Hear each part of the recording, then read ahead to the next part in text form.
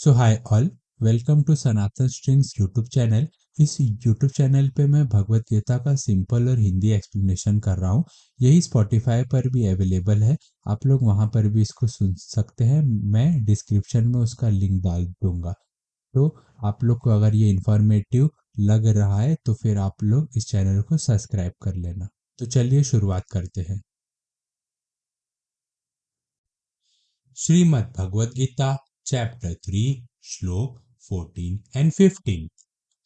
अन्नान् भवन्ति भूतानि परजादन्त्र संभव यज्ञात् भवति परजन्यो यज्ञ कर्म समुद्भव कर्म ब्रह्मोद्भवं विद्विं ब्रह्माक्षर समुद्भवम् तस्मा सर्वगतः ब्रह्म नित्यं यज्ञे प्रतिष्ठितम्। सारे प्राणी अन्न से उत्पन्न होते हैं। अन्न से उत्पन्न होते हैं मतलब अन्न से पैदा होते हैं। अन्न वर्षा से उत्पन्न होती है, वर्षा यज्ञ से उत्पन्न होती है, यज्ञ कर्मों से उत्पन्न होता है और कर्म वेदों से उत्पन्न होता है। वेद को तू अक्षर ब्रह्म से प्रकट हुआ जान। अक्षर ब्रह्म मतलब श्री परमात्मा, श्री भगवान से उत्पन्न हुआ तू जान।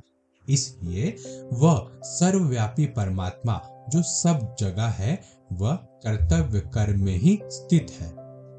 तो जो हमारा शरीर है, अगर उसको एनर्जी देना है हमको, तो उसको हमें कुछ खिलाना पड़ेगा, अन्न देना पड़ेगा।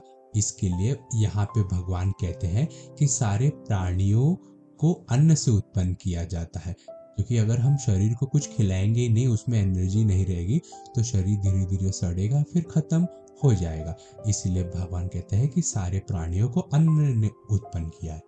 फिर भगवान कहते हैं कि अन्न को वर्षा ने उत्पन्न किया है, क्योंकि अगर हमको कुछ खाना बनाना है, कुछ भी करना है, तो हम बिना पानी के बना नहीं सकते। अन्न को भी बनाने के लिए पानी चाहिए और पानी का आधार डिपेंडेंसी वर्षा पे है, रेन पे है।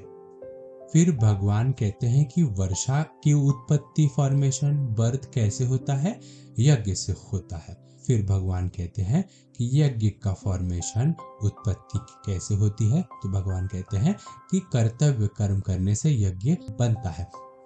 तो यहाँ पे क्वेश्चन आ सकता है कि मेरे कर्तव्य कर्म करने से बारिश कैसे होगी? क्योंकि भगवान कहते हैं ना कि वर्षा की उत्पत्ति का कारण यज्ञ है और यज्ञ की उत्पत्ति का कारण कर्तव्य कर्म है। तो फिर हमको ये क्वेश्चन आना चाहिए कि मैं कैसे मान लूं कि अपना कर्तव्य कर्म करने से वर्षा होगी, बारिश होनी चालू हो जाएगी। तो एक कहानी सुनाता हूँ। 4 किसान बालक थे, यंग बॉयज थे, फार्मर्स थे वो लोग। उनका खेत था अपना। तो वर्षा का जब समय आया, मॉनसून का सीजन आया, तो भी बारिश नहीं हुई उनके खेत में। तो वो लोग सोचे कि बारिश नहीं हुई तो क्या हुआ, हमें तो अपना कर्तव्य का पालन करना चाहिए। वो हल लेके अपने खेत में वो चले गए। ऐसा सोच उन्होंने खेत में हल चलाना शुरू कर दिया। जब वो लोग अपने खेत में हल चला रहे थे, तब जो मोर थे, पीकॉक थे, उन्होंने सोचा कि अरे क्या बात है, ये लोग हल क्यों चला रहे हैं, अभी तो वर्षा भी नहीं हुई। क्योंकि वर्षा के सीजन में ही मोर नाचता है, जैसे कि हमने सुना है।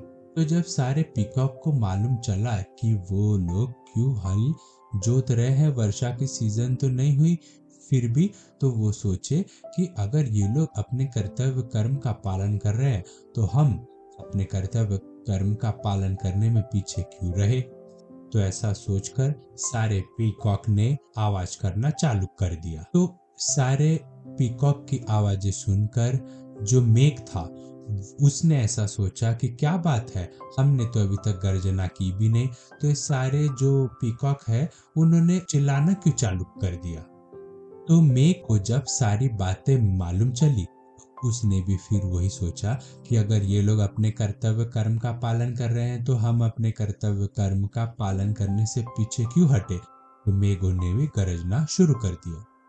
उसके बाद जो इंद्र भगवान थे, उन्होंने जब देखा कि मेघ गरज रहा है, तो सोचे मैंने तो अभी तक वर्षा करने की, बारिश करने की आज्ञा ऑर्डर दी नहीं, तो मेघ गरज क्यों रहा है। तो जब इंद्र भगवान को सब चीजें मालूम पड़ी, तो उन्होंने भी फिर वो सोचा कि मैं अपने कर्तव्य कर्म का पालन करने में पीछे क्यों रहूं, तो उन्होंने मेघों को वर्षा करने की आज्ञा दे दी। तो इसीलिए इंसान अगर अपना कर्तव्य कर्म करे तो उसको देख के भगवान भी अपना कर्तव्य कर्म करने पे विवश मजबूर हो जाते हैं। तो इसके लिए यहाँ पे कहा गया है, श्री भगवान ने, श्री कृष्ण ने यहाँ पे कहा गया है कि वर्षा की उत्पत्ति यज्ञ से होती है और यज्ञ की उत्पत्ति कर्तव्य कर्म से होती है। तो ये इतने छोटे से वर्ड को एक्सप्लेन करने के लिए मैंने ये कहानी सुनाई, ठीक है, ताकि इजीली क्लियरली समझ जाए। फिर भगवान कहते हैं कि कर्तव्य कर्म का उत्पन्न वेदों से हुआ है और वेदों को श्री भगवान ने बोला है, और इसलिए श्री कृष्ण कहते हैं कि जो श्री भगवान जो सब जगह वास करता है उसका वास कर्तव्य कर्म है। मतलब अगर तुम अपना कर्तव्य कर्म कर रहे हो तो भी तुम अपने भगवान को याद कर रहे हो, ठीक है।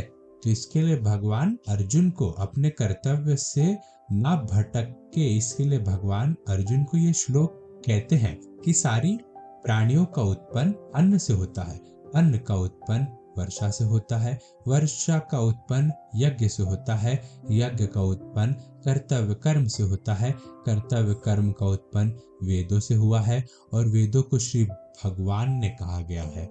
इसलिए सर्वव्यापी परमात्मा जो भगवान सब जगह है वो तेरे कर्तव्य कर्म में ही स्थित है। इसलिए तू अपना कर्तव्य कर्म छोड़ मत, तू कर्तव्य कर्म कर। तो इसके लिए इस थोड़े डिफिकल्ट एंड थोड़े बड़े श्लोक एक्सप्लेन करने के लिए मैंने थोड़ा ज्यादा टाइम लिया ताकि इजी वे में समझ जाए।